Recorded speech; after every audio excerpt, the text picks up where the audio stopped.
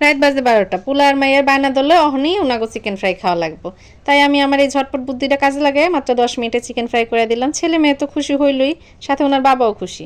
আসসালামু আলাইকুম। Chicken fry করানোর লেগে আমি লয়ে লইছি চিকেন, আর এখানে চিকেনের বুকের মাংস নিয়ে নিছি একটা। তোমরা কিন্তু চাইলে মাংসের পরিমাণটা বাড়াই কমায় লইতে পারো। এরপর দিয়ে দিছি 1 চামচ পরিমাণ আদা রসুন জিরা বাটা, দিয়ে দিছি 1/2 চামচ পরিমাণ গরম মশলার গুঁড়া, 1/2 চামচ ধনিয়ার গুঁড়া, আর দিয়ে দিছি 1/2 চামচ পরিমাণ মরিচের গুঁড়া। তবে ঝালটা তোমরা তোমাদের পছন্দ অনুযায়ী দিয়ে নিবা। আর দিয়া লইছি অর্ধেকটা ম্যাগি মশলা। এরপর দিয়ে দিতেছি একটা টমেটো সস। হাতের কাছে যা ছিল তা দিয়ে তৈরি করে নিতেছি, যদি সয়া সসটা থাকে সেটাও দিতে পারো। সবশেষ দিয়ে নিতেছি লবণ। এটা ছাড়া তো কোনো কিছু টেস্ট আসবো না, সেটা দিতে আমি ভুলে গেছিলাম। সবশেষ দিয়ে আবার মিশিয়ে নিতেছি। এবার এটাকে একটা সাইডে রাখা এই লেয়ারগুলো আমি তৈরি করে নিই। এর জন্য নিছি হাফ কাপের চেয়ে কিছুটা বেশি পরিমাণ আটা, তোমরা চাইলে ময়দাও নিতে পারবা। এরপর দিয়ে দিচ্ছি 1/4 কাপ পরিমাণের চেয়ে একটু বেশি পরিমাণ কর্নফ্লাওয়ার। দিয়ে দিলাম ওই ম্যাগি মশলা যেটা রেখে দিছিলাম। দিয়ে দিচ্ছি 1/2 চামচ পরিমাণ মরিচের গুঁড়া, দিয়ে দিচ্ছি পরিমাণ মতো লবণ। এবার সব কিছু একসাথে মিশাইলাম। আর কর্নফ্লাওয়ারটা দিলে দোকানে কিনে একদম ক্রিস্পি চিকেন ফ্রাইয়ের মতো লাগবে, অনেক সময় ধরে এটা মুসমুসে থাকবে। তবে হাতের কাছে যদি না থাকে সেক্ষেত্রে শুধু আটা দিয়েও করতে পারো, কিন্তু কর্নফ্লাওয়ারটা দিলে অনেক বেশি ক্রিস্পি হয়, অনেক সময় ধরে ক্রিস্পি থাকে।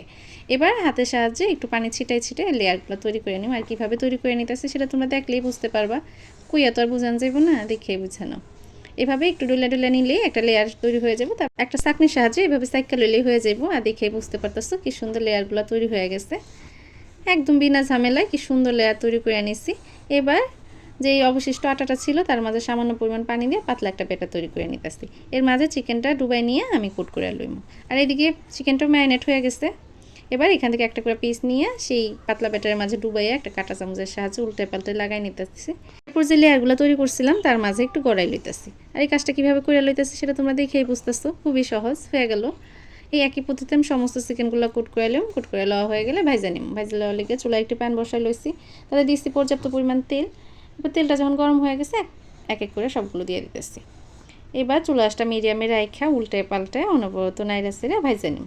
চেষ্টা করবো চুলাশটা মিডিয়ামে রাইখা ভাইজা নিতে, এতে করে অনেক বেশি ক্রিস্পি হবে, চিকেনটাও ঠিকঠাকভাবে সিদ্ধ হইব, খাইতেও ভালো লাগবে।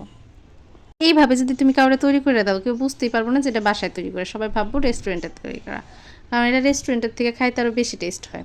সাথে যে কোনো ধরনের একটু সস দিয়ে পরিবেশন করলা, দেখবা এটা খাইতে কী যে মজা। আশা করতেছি আমার আজকের রেসিপিটা তোমাকে ভালো লাগছে। যদি ভালো লাগে তাহলে অবশ্যই লাইক কমেন্ট শেয়ার করবা। যে সময় এরকম একটা কালার চলে আসছে, অনেক বেশি ক্রিস্পি হয়েছে চিকেনগুলো, সেই পর্যায়ে এক এক করে তুলে নিতেছি তেল ঝরাইয়া। আর চুলা আঁচটা কিন্তু মিডিয়ামে দিয়ে ভাইজে নিছি, তাই অনেক বেশি ক্রিস্পি হয়েছে, কালারটাও খুব সুন্দর আছে। সমস্ত চিকেনগুলো উঠাই নিয়ে এই দ্বিতীয় বেস্টটা আমি একই পদ্ধতিতে ভাইছিলাম। আশা করতেছি আমার আজকের রেসিপিটি তোমাকে ভালো লাগছে। যদি ভালো লাগে বাসায় একবার হলো ট্রাই করবা, কমেন্ট বক্সে জানাইবা কেমন হইলো। আমার জন্য দোয়া করবা, আমিও তোমাদের জন্য দোয়া করি। আল্লাহ হাফেজ।